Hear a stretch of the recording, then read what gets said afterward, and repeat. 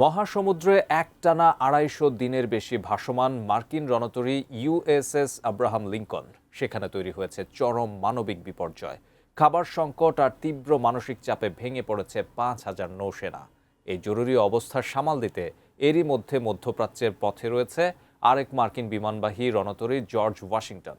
বিস্তারিত জানাচ্ছেন শিহাব ইসলাম।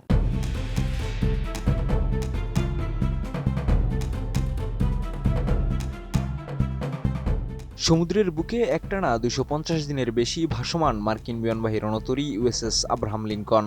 বর্তমানে জাহাজটিতে চরম মানবিক সংকট দেখা দিয়েছে বলে জানিয়েছে যুক্তরাজ্য ভিত্তিক প্রভাবশালী দৈনিক দ্য গার্ডিয়ান।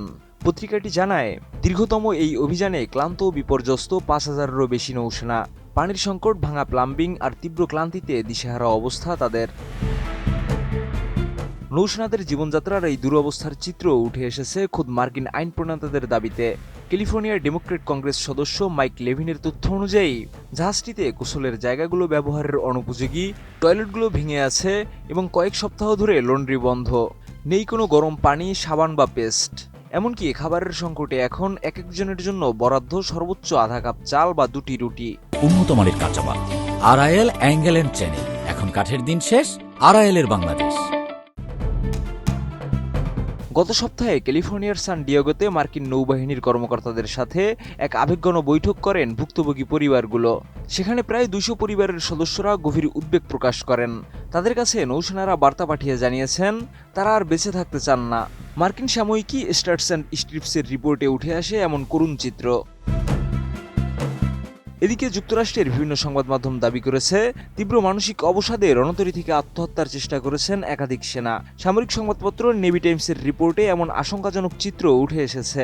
এক নৌসেনার স্ত্রীর বরাত দিয়ে পত্রিকাটি জানায়, তার স্বামী সমুদ্রে অতিরিক্ত অবস্থানের কারণে ভয় পেয়ে ডেকের উপর থেকে লাফ দেওয়ার চেষ্টা করেছিলেন।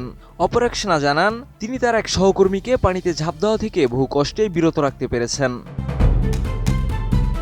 বিবিসির সঙ্গে আলাপকালে এক সেনার স্বজন ক্ষোভ প্রকাশ করে বলেন, ইঞ্জিন ও বিমানের টানা শব্দের কারণে নৌসেনারা এক মুহূর্তের জন্য মানসিক শান্তি পাচ্ছেন না।